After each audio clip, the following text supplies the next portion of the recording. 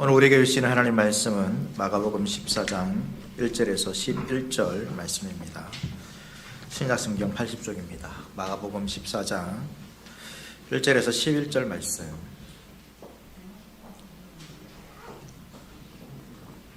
우리 한 절씩 교독하도록 하겠습니다. 14장 1절에서 11절입니다. 한 절씩 교독하시겠습니다. 이틀이 지나면 유월절과 무교절이라 대제사장들과 서기관들이 예수를 흉계로 잡아 죽일 방도를 구하며 이르되 밀란이 날까 하노니 명절에는 하지 말자 하더라. 예수께서 베다니 나병 환자 시몬의 집에서 식사하실 때에 한 여자가 매우 값진 향유 곧 순전한 나드 한 옥합을 가지고 와서 그 옥합을 깨뜨려 예수의 머리에 부으니 어떤 사람들이 화를 내어 서로 말하되 어찌하여 이 향유를 허비하는가. 이 향유를 300데나리온 이상에 팔아 가난한 자들에게 줄 수 있었겠도다 하며 그 여자를 책망하는지라. 예수께서 이르시되 가만두라. 너희가 어찌하여 그를 괴롭게 하느냐. 그가 내게 좋은 일을 하였느니라. 가난한 자들은 항상 너희와 함께 있으니 아무 때라도 원하는 대로 도울 수 있거니와 나는 너희와 항상 함께 있지 아니하니라. 그는 힘을 다하여 내 몸에 향유를 부어 내 장례를 미리 준비하였느니라. 내가 진실로 너희에게 이르노니 온 천하에 어디서든지 복음이 전파되는 곳에는 이 여자가 행한 일도 말하여 그를 기억하리라 하시니라. 12 중의 하나인 가룟 유다가 예수를 넘겨주려고 대제사장들에게 가매 함께 그들이 듣고 기뻐하여 돈을 주기로 약속하니 유다가 예수를 어떻게 넘겨줄까 하고 그 기회를 찾더라. 아멘. 오늘 주님의 자리에 주님의 식탁에 나오신 모든 분들을 환영하고 축복합니다. 주님께서 베푸시는 그 생명의 양식이 생수가 여러분들에게 가득 채워지기를 소망합니다. 오늘은 이제 우리가 찬양할 때 장로님께서 말씀하신 것처럼 종려주일입니다. 종려주일은 예수님께서 이 주간에 금요일에 이제 십자가에 달려 죽으시는데 오늘날로 따지면 이제 주일이죠. 주일에 예루살렘에 들어가는 그 날이 이제 종려주일입니다. 예수님께서 예루살렘에 입성하신 날인데 그때 사람들은 예수님께서 이스라엘의 왕이 되실 거라고 생각했습니다. 그래서 많은 사람들이 다윗의 자손으로 오신 이 예수님을 왕으로서 맞이하는 그런 이제 어떤 축제와 같은 분위기가 벌어졌습니다. 예수님을 환영하면서 예수님께서 나귀를 타고 들어가실 때에 종려나무 가지를 흔들면서 또 가지를 가지고 예수님을 환영하고 맞았기 때문에 오늘을 이제 종려주일이라고 부릅니다. 그리고 종려주일 이후 이 한 주간 이제 우리가 고난주간으로 우리가 지키게 됩니다. 고난주간이고 고난주간이 지난 이제 오는 주일 다음 주일이죠. 다음 주일을 우리가 부활주일입니다. 그래서 종려주일, 고난주간, 부활주일 이렇게 우리가 이어진다는 것을 우리가 기억하고 이 절기를 우리가 지키게 됩니다. 오늘 본문의 사건은 예수님께서 예루살렘 종려주일이 지난 후입니다. 예루살렘 입성 후에 있었던 사건입니다. 우선 1절 말씀을 같이 한번 보겠습니다. 이틀이 지나면 유월절과 무교절이라 대제사장들과 서기관들이 이 예수를 흉계로 잡아 죽일 방도를 구하며 먼저 이제 기록되고 있는 것은 이 유월절과 이틀 후면 이제 유월절과 무교절인데 이 대제사장들이 예수님을 잡아 죽일 어떤 계획들이 나오고 있습니다. 이틀이면 이제 명절입니다. 유월절과 무교절인데 이 날은 예수님 이스라엘 가운데서 가장 중요한 명절입니다. 가장 큰 절기이고 중요한 절기입니다. 그리고 이틀 후 되어 있기 때문에 예수님께서 이제 금요일 저녁에 돌아가십니다. 그래서 이 날이 수요일이라는 것을 우리가 알 수 있습니다. 말씀드린 것처럼 유월절과 무교절은 이스라엘의 가장 큰 절기이죠. 이 절기는 이스라엘이 애굽에서 출애굽한 그때를 기념하는 절기입니다. 하나님께서 10가지 재앙을 내리셨고 그 10가지 재앙을 향하여서 애굽에서 그들이 출애굽 벗어나서 이제 이 이스라엘이라는 나라로 어떻게 보면 세워진 날을 기념하는 날이 바로 이제 유월절입니다. 그래서 이스라엘에게 가장 중요한 날이기도 하겠죠. 이스라엘이 세워진 날과 같기 때문입니다. 그리고 이스라엘의 절기에는 많은 사람들이 이제 각자 집에서 절기를 지키는 것이 아니라 이 예루살렘으로 다 모였습니다. 그곳에 성전이 있었기 때문에 그곳에 제사를 드려야 했는데 엄청난 사람들이 모여들었다라고 기록되어 있습니다. 66년 이제 기록에 따르면 조금 과장된 것일 수도 있습니다. 그때 이제 6월절에 잡았던 이 양의 숫자가 얼마나 되는지 아십니까? 얼마나 될까요? 양 6월절에 잡았던 양의 숫자, 예? 25만 5,600마리랍니다. 예. 보통 그래서 이렇게 계산할 때 한 마리를 한 10명이 먹는다 치면 여러분 예루살렘에 몇 명이 모였겠습니까? 한 250만 명 정도 모였다고 이렇게 기록이 되어 있습니다. 그래서 이게 약간 이제 예루살렘에 과연 그 정도 매우 모일 수 있을까?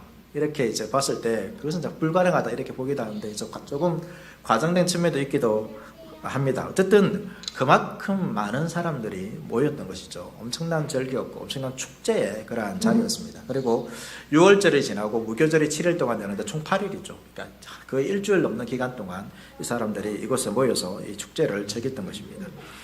이때 이제 이 종교 지도자들이 예수님을 잡아 죽이고 싶어 했습니다. 왜냐하면 예루살렘에 들어오고 나서 예수님께서 성전에 들어가셨고 계속해서 종교 지도자를 만나면서 다투셨습니다. 그들의 외식을 시작하셨고 그들이 부당하게 취하는 그런 어떤 이익들에 대해서 지적을 하셨습니다. 그리고 이 성전이 무너질 것이라고 또 예언하셨죠. 이 종교 지도자들에게 예수님은 정말로 눈에 가십니다. 엄청난 정적이고 이 예수님 때문에 자신들이 엄청난 손해를 보고 있는 그러한 상황입니다. 그래서 이 예수님을 잡아 죽이고 싶었습니다. 그리고 그러한 계획들을 세우려고 했죠. 하지만 종교 지도자들은 이 명절에 그 계획을 실행하는 것을 포기합니다. 왜냐하면 이 종교 지도자들이 눈치를 보고 있는 것은 지난 시간에 말씀드린 것처럼 그들의 신념도 아니고 종교적인 어떤 말씀을 따르는 것도 아니고 사람들의 눈치를 보고 있습니다. 여론에 민감한 것이죠. 그래서 아직도 많은 사람들이 예수님을 따르고 있기 때문에 이날에 예수님을 잡으면 그것이 공개적으로 드러나면 수많은 사람들이 예수님을 추종하는 사람들이 밀란을 일으킬 수 있기 때문에 이 명절에는 하지 말자 이렇게 그들이 결정을 합니다. 하지만 오늘 이제 마지막 부분을 봤을 때 그들의 계획과 다르게 6월절 기간에 예수님을 체포하게 됩니다. 이 배신자 가룟 유다가 등장하는 거죠. 가룟 유다가 등장해서 어떤 밀란이 나지 않을 정도 몰래 적절한 시간과 장소를 이 가룟 유다가 알려주기로 하고 이들은 이제 그때 예수님을 체포하고 재판하고 처형합니다. 체포하고 재판하고 이건 처형하는 데까지 시간이 얼마나 걸릴까요? 만 하루밖에 안 걸립니다. 사람들이 모르게 밀란이 일어날 수 있기 때문에 너무 시간이 오래되면 밀란이 일어날 수 있기 때문에 속전속결로 이제 처리하는 것이죠. 이러한 이야기 가운데 이제 이 앞부분에 종교 지도자들이 예수님을 죽이려는 계획이 있고 저 뒷부분에는 10절과 11절에는 가룟 유다가 예수님을 배반하는 그런 이제 대리산과 모의하는 그런 장면이 있습니다. 이 사이에 어떤 이야기가 있습니까? 우리가 읽었던 주요한 내용인 한 여인이 예수님께 와서 항유를 붓는 헌신을 하는 그러한 이야기가 담겨 있습니다. 이런 성경에 보면 여러분 이런 이야기가 좀 있습니다. 어떤 이야기냐면 여러분 앞에 1절과 2절 하고 10절로 넘어가면 이야기가 더 자연스럽습니다. 그렇지 않습니까? 이 대제사장들이 계획을 죽이고 싶었는데 명절에 하지 말자 이렇게 했잖아요. 그런데 갑자기 가룟 유다가 등장해가지고 어떻게 그 계획이 실현될 수 있도록 만들어주는 거의 그러한 이야기가 흐름상 더 자연스럽습니다. 근데 3절부터 이제 9절까지 나오는 이 여인에 관한 이야기는 어떻게 보면 뜬금없습니다. 갑자기 이 이야기가 왜 등장하지? 근데 이러한 구조가 이제 샌드위치 구조라는 성경의 구조입니다. 중요한 주된 이야기가 이제 앞과 뒤에 있다라면 가운데 다른 이야기가 있는 것이죠.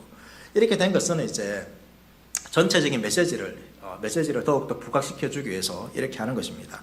그러니까 큰 구조는 어떤 것입니까? 예수님을 잡아 죽이려 하고 예수님을 배신하는 이야기 가운데 한 여인의 헌신을 통하여서 하나님의 백성들이, 신자들이, 교회들이 어떻게 살아야 되는가, 이러한 죽임과 또 배신 가운데서 이러한 상황에서 신자들이 어떻게 살아야 되는가를 보여주기 위해서 그 여인의 이야기를 더욱더 부각시키는 그러한 이제 요소로서 이러한 샌드위치 구조를 사용하고 있습니다. 마가복음에도 여러분 몇 군데 그렇게 되어 있습니다. 이 여인의 이야기를 한번 보겠습니다. 이 여인을 보면 한 여인이 예수님께서 이제 배다리 시몬의 집에서 식사하실 때 이제 등장하는 거죠. 이 배다니 시몬의 집, 이 시몬은 나병 환자였다라고 기록되어 있습니다. 성경에는 이 사람이 어떻게 치료되었는지 기록되지 않았지만 아마도 예수님께서 치료해 주지 않았을까 이렇게 보여집니다. 그리고 그 시몬의 집에서 식사를 하고 계시는데 한 여인이 등장하죠. 여인이 매우 값진 항류, 그 항류의 이름이 나두입니다. 순전한 나드거든요. 나드 한 옥합을 가지고 와서 그것을 깨뜨려서 예수님의 머리에 붓습니다. 이렇게 예수님에게 기름을 붓는 여인의 이야기가 여러분 성경에 다른 곳에도 등장합니다. 사복음서에 다 등장하거든요. 그런데 이제 마태와 마가의 이야기는 거의 유사합니다. 동일한 이야기라고 봅니다. 그리고 요한의 이야기도 조금 다른데 동일한 이야기로 보기도 합니다. 그러나 누가의 이야기는 전혀 다릅니다. 그래서 어떤 분들은 이제 요한의 이야기까지도 다르게 보아서 이 예수님에게 기름을 부었던 여인의 이야기가 3번 있었다라고 보기도 하고, 아니면 요한의 이야기까지 마태, 마가, 요한 이렇게 포함해서 누가는 다른 이야기고 이렇게 해서 2번에 있었다라고 이렇게 보기도 합니다. 저는 이제 요한복음도 동일한 사건, 또 많은 학자들이 그렇게 많이 보기 때문에 동일한 사건으로 보고 말씀을 전하도록 하겠습니다. 요한복음에는 이 여인이 이제 기름 붓는 이야기가 요한복음 12장에 여러분 등장합니다. 요한복음 12장에서는 예수님께서 어디에 가셨냐면 죽은 자 가운데서 살리신 나사로에게 가셨다라고 말하고 있습니다. 그것이 잔치가 벌어진 거죠. 그래서 이 향유를 부은 여인이 마리아라고 말하고 있습니다. 나사로의 누이자 마르다의 동생인 마리아가 향유를 부은 것입니다. 그럼 시몬은 누구일까요? 아마도 이들의 아버지인 것으로 보입니다. 이 여인이 가져온 것은 이제 나드 향유입니다. 나드 향유라는 것은 인도의 식물에서 나는, 나드의 뿌리에서 나는 향유입니다. 매우 귀하고 값진 것이 이 나드 향유입니다. 왕에게 들어지는 것이죠. 매우 귀한 것이었기 때문에 집안에서 보관하는 아마 갑오였을 것이다. 나중에 보면 300데나리온을 합니까? 1년치 연봉입니다. 이 향유를 사기 위해서 1년치 돈을 다 갑오였든지, 아니면 이 여인이 결혼을 위해서 남겨둔 지참금일 수도 있습니다. 그러니까 매우 값진 것이죠. 이 향유를 깨뜨렸다는 것은 이제 한 방울도 남기지 않고 부었다는 것입니다. 더 이상 이제 담을 수 없는 거죠. 그래서 완전한 헌물을, 헌신을 상징하고 있습니다. 우리에게는 어떻게 보면 이제 갑자기 식사하는데 향유를 붓는 거 좀 이상하잖아요. 이상하지 않습니까? 그런데 유대 사회에서는 그렇게 이상한 행동은 아닙니다. 좀 귀한 손님이 왔을 때 손님을 환대하기 위해서 기름을 붓는 것이 유대인의 전통적인 관습이었습니다. 그리고 통상적으로 붓는 것은 이제 이 나드 향유가 아니라 감람유, 올리브유죠. 좀 이제 저렴한 그런 향유를 부었다고 합니다. 하지만 이 여인은 감람유 대신 값비싼 향유를 지금 붓고 있는 것입니다. 여러분, 사람들의 반응이 어땠을까요? 원래는 보통 엄청난 헌신 아닙니까? 헌물을 드렸기 때문에 칭찬, 야, 대단한 일을 하고 있다, 이런 반응이 나와야 되지 않습니까? 그런데 오늘 이제 나왔던 사람들의 반응은 전혀 다릅니다. 4절과 5절 말씀 보시면, 어떤 사람들이 화를 내어 서로 말하되 어찌하여 이 향유를 허비하는가? 이 향유를 300데나리온 이상에 팔아 가난한 자들에게 줄 수 있었겠도다 하며 그 여자를 책망하는지라. 값비싼 향유를 예수님께 부었는데 사람들이 어떻게 하고 있냐면 서로 화를 냅니다. 이 사람들은 누구일까요? 요한복음 따르면 제자들입니다. 그리고 가장 적극적으로 이 화를 내고 있는 사람은 가롯 유다입니다. 이들이 화를 내고 있는 이유는 값비싼 향유를 지금 낭비했다는 것이죠. 어떻게 이 비싼 것을 그냥 예수님의 머리에 한순간에 부어버릴 수 있단 말인가, 이런 것입니다. 그리고 놀랍게도 이제 성경은 어떻게 이렇게 빠르게 계산할 수 있는지 모르겠지만 이 향유가 300데나리온, 그만큼 어떻게 보면 유명한 향유인 것처럼 보입니다. 그 가치를 충분히 알 수 있기 때문에 300데나리온, 1데나리온이 오늘날의 하루의 품삯입니다. 하루 품삯입니다. 이것을 이제 300데나리온이니까 그건 이제 1년치의 품삯이죠. 1년 연봉이라, 오늘날 1년 연봉이라 할 수 있습니다. 이것을 팔아가지고 가난한 자들에게 주는 것이 예수님의 머리에 붓는 것보다 더 나은 것이 아닌가. 여러분 어떻게 생각하십니까? 이 향유를 예수님 머리에 부으면 끝입니다. 끝 아닙니까? 맞죠? 끝입니다. 그것이 뭐 얼마나 가겠습니까? 끝입니다. 그런데 이것을 팔아서 300데나리온, 엄청난 돈 아닙니까? 오늘날에 좀 작게 잡아도 3천에서 4천 일 아닙니까? 이걸 팔아가지고 가난한 사람들에게 나누어 주는 것이 더 여러분 예수님을 알리는데, 이 자신들의 국민세를 알리는데 더 낫고, 또 가난한 사람도 도움이 되고 더 낫지 않겠습니까? 어떤 게 여러분 어떻게 생각하십니까? 그런데 이제 그렇지 못했다라고 지금 책망하고 있는 것이죠. 여러분, 이 여인을 향한 책망은 여인을 향한 책망이기도 하지만 어떻게 보면 예수님을 향한 책망일 수도 있습니다. 이 붓고 있는데 예수님 말리셔야죠.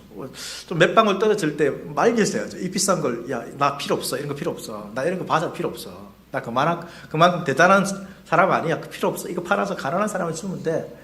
이렇게 말리시면 되는데 말리지 않은 것입니다. 왜 이렇게 다 부어지도록 아무 말도 하지 않고 있습니까?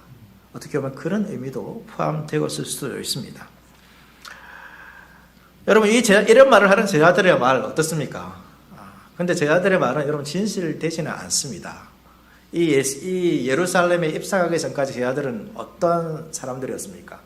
예루살렘 성에 들어가면 서로 다투면서 누가 높은 자리에 올라갈 것인가? 그런 것을 다투는 자들이, 얼마 전까지 그것을 다투는 자들이 제자들이었습니다. 그들은 어떻게 보면 마치 섬기는 것처럼, 섬기는 행동을 이야기하는 것처럼 말하지만 그 섬김을 통하여서 자신의 입지를 더 굳히려고 하는 사람들이 바로 이러한 제자들이었을 것입니다. 특별히 가룟 유다가 가장 이제 책망을 많이 했죠. 근데 이 가룟 유다는 예수님과 함께 제자들 중에서 재정을 맡은 자들이었습니다. 근데 성경에 기록보니까 이 가룟 유다는 정직하게 재정을 관리하지 않았습니다. 거기서 돈을 빼돌렸다라고 성경에 기록되어 있습니다. 아마도 가룟 유다는 이 여인의 300데나리온을 팔아서 자신에게 헌금을 하면 뭐가 보였었겠습니까? 내가 여기서 얼마를 빼돌릴 수 있을까? 그게 아마 눈에 아른거렸을 것입니다. 아까웠던 것이죠. 그런 말로 지금 책망하고 있는 것입니다. 그러니까 제자들의 말은 전체적인 지금까지 제자들이 왔던 그런 상황을 볼 때 이 말이 정말로 가난한 자를 생각해서 진실된 말로 했던 것이라고 보기는 어렵습니다. 하지만 예수님은 제자들과 전혀 다른 반응을 보이시죠. 6절 말씀 보시면 예수께서 이르실 때 가만두라 너희가 어찌하여 그를 괴롭게 하느냐 그가 내게 좋은 일을 하였느니라. 예수님은 여인을 괴롭히지 말라는 것입니다. 책망하지 말라는 거죠. 화내지 말라는 것입니다. 그녀가 자신에게 좋은 일을 했다라고 지금 말씀하고 있습니다. 그러면서 가난한 자들은 항상 너희와 함께 있지만 나는 항상 너희와 함께 있지 못한다. 이 말은 무엇입니까? 예수님께서 제자들에게 자신이 고난받을 것, 죽을 것을 3번 말씀하셨습니다. 다시 한번 떠오르게 하는 거죠. 제자들은 아직까지도 예수님의 죽음에 대해서 깊이 지금 생각하지 못하고 있는 것입니다. 그러면서 이 여인이 기름을 부었는데 이 여인이 이것을 예수님을 환대하기 위해서 예수님을 사랑하는 마음으로 기름을 부었지만 이 여인은 자신의 장례를 준비한 것이다 라고 예수님께서 말씀해 주십니다. 실제로 이 일들은 누가 해야 됩니까? 제자들이 해야 되죠. 그리고 제자들이 예수님의 고난을 알았다라 죽으심을 알았다라면 여인이 붓는 행위를 통하여서 기름 붓는 행위를 통하여서 아마도 예수님의 죽음에 대해서 조금 더 준비하고 깨달아야 했을 것입니다. 책망하는 것이 아니죠. 제자들의 말이 여러분 나쁜 것 자체는 아닙니다. 가난한 자를 돕는 것 나쁜 것이 아니죠. 그렇게 생각하는 것은 나쁜 것 아닙니다. 하지만 제자들은 어떻습니까? 올바른 동기로 가난한 자를 도와주려고 하는 마음이 없습니다. 우리가 가난한 자를 돕더라도 올바른 마음으로 가난한 자를 도와야 됩니다. 자기 명분, 자기 탐욕을 채워서는 안 되는 것이죠. 그리고 가난한 자를 돕는 일이 여러분 선한 일이지만 중요한 것은 언제나 그것이 최우선의 일은 아니라는 것입니다. 다른 말로 어떤 선한 사역들, 교회가 해야 되는 선한 사역들이 있습니다. 그러나 그것이 무조건 여러분 최우선 순위가 되어서는 안 된다는 것입니다. 신자에게 그것보다 중요한 것이 있습니다. 무엇입니까? 주님을 사랑하는 것입니다. 누군가를 돕는 것, 그것은 하나의 이웃 사랑이죠. 신자가 해야 되는 중요한 일입니다. 그러나 그것보다 우리에게 먼저 되어야 되는 것은 무엇입니까? 주님을 사랑하는 것입니다. 이웃을 사랑해야 하지만 우리가 주님을 사랑하지 않은 채 그냥 해야 되는 일로서 이웃을 사랑하는 그 행동을 한다면 그것은 올바른 사랑이 될 수가 없습니다. 그런데 우리가 가끔씩 신앙생활을 하다 보면 주님을 사랑하는 마음은 잊어버렸습니다. 그런데 교회가 어떤 일을 해야 되기 때문에 그 일을 하는 경우가 있습니다. 그러한 모습들을 보여주는 거죠. 그리고 제 아들에게 여러분 이 여인이 행한 일 어떻게 보였을까요? 허비한다, 낭비한다 이렇게 보였습니다. 엄청난 낭비처럼 보였습니다. 여러분 혹시 저와 여러분이 이 여인처럼 주님께 드리는 이 삶을, 주님을 사랑하며 숨기며 살아가는 이 삶을 혹시 여러분 낭비라고 생각하고 있지는 않으십니까? 이렇게 생각하는 거죠. 내가 굳이 이렇게까지 할 필요가 있을까? 신앙생활 하는데. 누군가의 헌신을 바라보면서 정말로 열심히 헌신하는 이 여인처럼 열심히 헌신을 바라보면서 저렇게 시간과 힘과 물질을 낭비할 필요가 있을까? 이 정도 하면 된 것은 아닌가? 여러분 이런 생각을 하면서 조금 더 하는 것을 아까워한다는 건 낭비한다는 거죠. 낭비처럼 그렇게 생각하고 있지는 않습니까? 여러분 맞습니다. 어떻게 보면 우리 헌신은 이 세상의 관점에서 봤을 때 여러분 낭비처럼 보입니다. 주일날 여러분 어디 가지 않고 이 자리에 앉아 있지 않습니까? 이 좋은 계절, 꽃이 피는 오늘 날씨가 좀 안 좋지만 이 좋은 계절 여러분 어떤 마음이 듭니까? 주중에 일하고 주일날 좀 어디 좋은 데 가가지고 바람 쐬면 얼마나 좋겠습니까? 주위의 친구들이 어디 좀 가자 이러면 같이 가고 싶지 않습니까? 그것이 나의 삶에 여러분 더 유익한 이 자리에 앉아 있는 것보다 더 유익한 것으로 생각되지 않습니까? 우리 학생들은 이처럼 우리나라에서 공부를 열심히 하는 이 나라에서 주일날 이 자리에 공부하지 않고 앉아 있는 거 엄청난 낭비입니다. 그럼 조금 더 하루라도 더 일을 하면 더 많이 벌 수 있죠. 요새는 뭐 N잡 해가지고 직업이 몇 개나 되지 않습니까? 그런 사람도 많습니다. 더 많은 일을 해서 더 많이 벌려고 조금 더 일을 하면 더 많이 벌 수 있잖아요. 어떻게 보면 지금 이 시간만큼의 자신의 수입이 돈이 사라지고 있는 것입니다. 낭비죠. 예배만 드립니까? 봉사도 해야 되지 않습니까? 여러 사람 만나서 봉사해야 됩니다. 식당 봉사도 하고 여러 가지 일들도 해야 됩니다. 그리고 어떤 분들은 사람 만나는 것이 힘들 수도 있습니다. 내가 사람 만나고서 그냥 혼자 있고 싶은데 사람 만나야 돼. 그래서 이런 주일날 그냥 가족과 함께 시간을 보내거나 홀로 자신의 시간을 가지는 것이 여러분 더 유익하다. 아니면 내가 이 성경에 나온 것처럼 다른 데 가가지고 봉사하면서 가난한 사람 도와주는 거, 연약한 사람 도와주는 거 더 낫지 않나. 이렇게 생각하시는 분도 있습니다. 이처럼 여러분 세상의 관점에서 보았을 때 여러분 우리가 하는 일들은 낭비입니다. 낭비죠. 하지만 저는 이렇게 말씀드립니다. 오늘 성경의 이제 설교 제목처럼 여러분 이 낭비는 고귀한 낭비입니다. 여러분 우리는 옥합을 깨뜨린 여인처럼 우리 자신을 깨뜨려서 우리가 주님께 우리의 삶을 올려드리고 예배하고 섬기고 봉사하고 있습니다. 우리의 삶을 주님께 드리는 것이 여러분 낭비처럼 보일 수 있으나 여러분 이것은 고귀한 낭비입니다. 사랑하는 교회 성도 여러분, 주님을 위해서 낭비 좀 합시다. 여러분의 인생을 낭비 좀 하십시오. 여러분 주님 내 것 기회예요. 내 시간 기회예요. 내 힘 기회예요. 내 물질 기회예요. 귀하죠. 그런데 그것을 주님께 드리는 것을 여러분 낭비라 생각하십니까? 그 낭비를 좀 주님께 하면 여러분 안 되겠습니까? 하늘교회가 이러한 고귀한 낭비로 여러분 충만해질 때 교회는 복음으로 그리스도의 사랑으로 그리스도의 능력으로 충만하게 될 것입니다. 여러분 여인의 고귀한 낭비를 했습니다.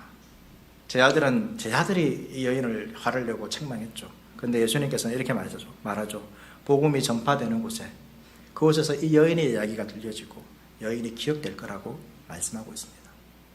고귀한 낭비라는 것은 어떻게 보면 없어지는 거잖아요. 그러나 주님께 드려지는 그 낭비는 사라지지 않습니다. 주님께서 기억하십니다. 그럼 주님께 기억하는 그 낭비를 했으면 좋겠습니다. 진짜 낭비, 세상에 하는 진짜 낭비, 그것은 뭡니까? 남지 않습니다.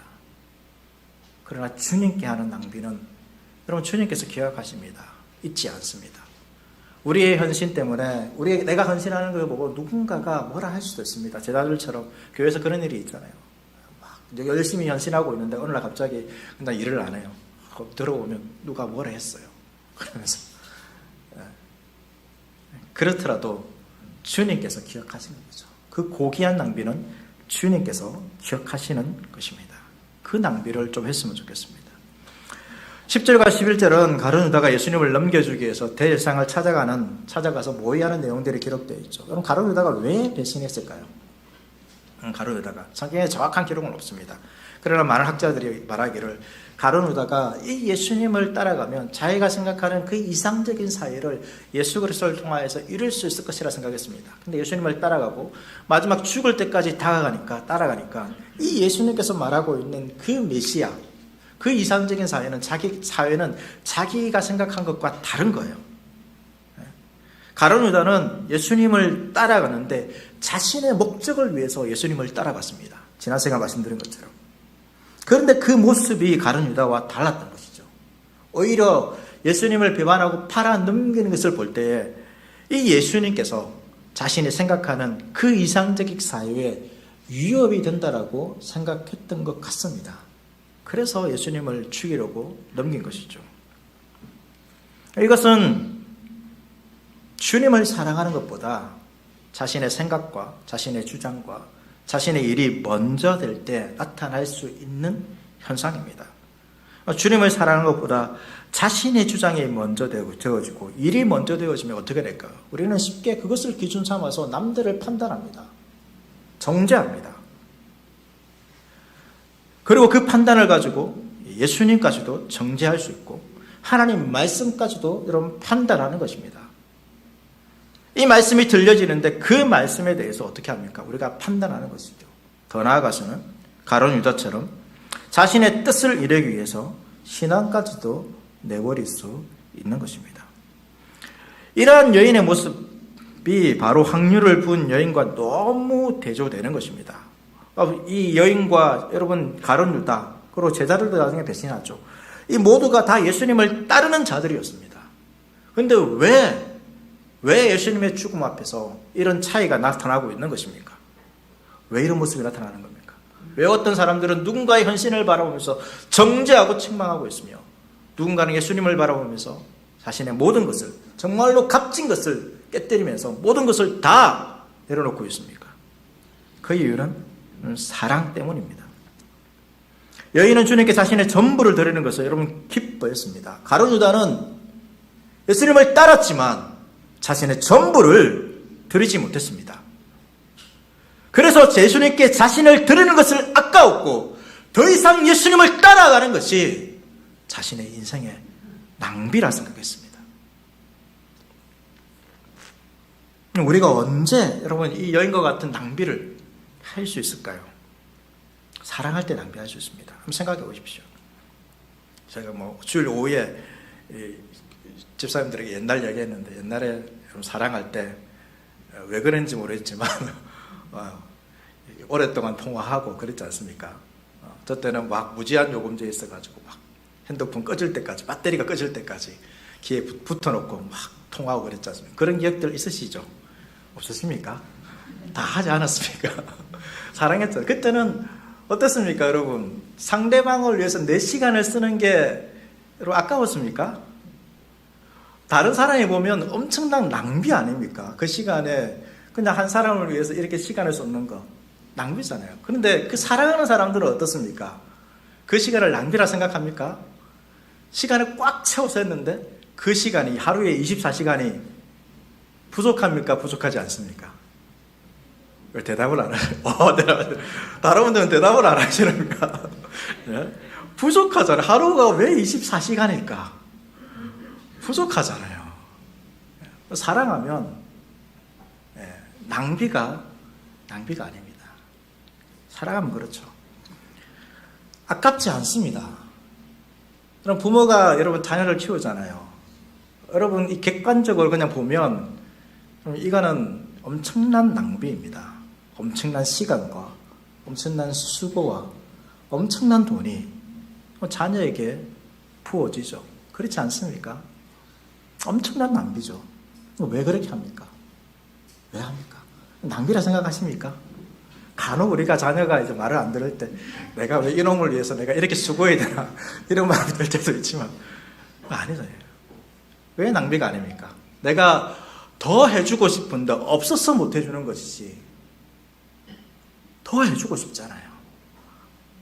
낭비라 생각 안 합니다. 사랑하기 때문입니다. 근데 지금 여기 자녀를 키우는 거에서 너무 이해타산적으로 따지면 어떻게 되죠? 결혼도 안 하고 출산도 안 하는 것입니다. 이것은 이해타산적으로, 여러분, 자녀를 양육하는 것은 이해타산적으로 우리가 생각할 수 있는 부분이 아니라 헌신이 필요한 것이고 사랑이 필요한 것이죠. 자신의 것을 낭비할 수 있는 마음, 그것을 낭비라 생각하지 않음에도 계속해서 낭비할 수 있는 마음이 있을 때 자녀를 양육하는 거죠. 그게 사랑인 것입니다. 그 사랑이 우리 가운데 있을 때 주님께 낭비할 수 있는 것이죠. 제 아들은 예수님께 이 300데나리온의 학류를 붓는 것을 엄청난 낭비라 생각하고 화를 내었습니다. 그런데 한번 생각해 봤으면 좋겠습니다. 여러분, 정말 낭비입니까? 정말 낭비일까요? 예수님은 이제 곧 여러분 죽으실 것입니다. 며칠 후에, 이틀 후에 죽으십니다. 예수님이 왜 죽으십니까? 자신의 죄 때문이 아니라 우리의 죄 때문에 여러분 죽으셨습니다. 예수님은 하나님이시죠. 가장 높고 존귀하신, 가장 높은 지위에 계신 분이십니다. 모든 이름 위에 뛰어나신 분이시고 모든 것을 다스릴 수 있는 분이 바로 예수님이십니다. 그런데 그 높은 곳에서 예수님은 가장 낮은 이 땅으로 내려오셨습니다. 자신의 지위도, 자신의 모든 영광을 버리고 이 땅에 작고 작은 그냥 연약한 아기로, 그리고 왕궁도 아니라 말구 위에 태어나셨습니다. 이 땅에서도 죄로 고통당하는 사람들을 위해 열심히 일하셨고 마지막에는 자신의 생명까지, 마지막 피 한 방울까지 흘리셨습니다. 예수님은 자신의 몸을 깨뜨려 우리를 위해 피를 흘리셨습니다. 나드 항류보다 더 값진 그리스도의 피를 우리에게 부어주셨습니다. 예수님은 우리를 위해서 모든 것을 낭비하셨습니다. 그 예수님께 여러분, 이 300데나리온의 학류를 붓는 것 낭비입니까? 마리아는 예수님이 메시아이시기에 환대하며 학류를 부었습니다. 어떻게 보면 완전한 낭비는 아닙니다. 값어치 있는 일이죠. 그러나 예수님은 죄인을 위해서 자신의 몸을 깨뜨려 피를 부으셨습니다. 그럼 그것은 완전한 낭비입니다. 절대 있을 수 있는 일이 아닙니다. 그런데 그 예수님의 낭비로 우리가 구원을 받았습니다. 그런데 우리가 어떻게 그 주님께 우리 삶을 낭비하는 것, 우리의 전부를 드리는 것을 아까워할 수 있겠습니까? 우리의 삶을 어떻게 주님 앞에 낭비하지 않을 수 있습니까? 도리어 낭비할 수 있는 것이 우리의 큰 축복입니다. 나의 삶을 깨뜨리는 것이 큰 축복입니다. 그 주님의 낭비를 경험한 사람이 주님께 고귀한 낭비를 할 수 있습니다. 우리는 이제 고난주간을 지낼 것입니다. 그 고난주간에 주님의 고난을 생각하시면서 주님 당하신 그 고난이 왜 당하시는가 우리는 기억해야 합니다. 주님은 오늘도 우리를 위해서 낭비하십니다. 그 예수 그리스도께로 오십시오. 그 주님께 여러분의 인생을 깨뜨리십시오. 그것은 낭비가 아닙니다. 가장 가치 있는 일입니다. 조금 드리는 거 여러분 이렇게 아까워하지 마십시오. 도리어 우리의 마음속에 우리가 아직 연약해서 이 정도밖에 못 드리지만 우리가 마음으로 하나님 나의 전부를, 주님께서 나를 위해 자신의 몸을 깨뜨려 피 흘린 것처럼 나를 깨뜨려 주님께 나를 드리기를 원합니다. 그 고귀한 낭비가 충만해지는 그러한 삶을 살아가는 저와 여러분 될 수 있기를 축복합니다.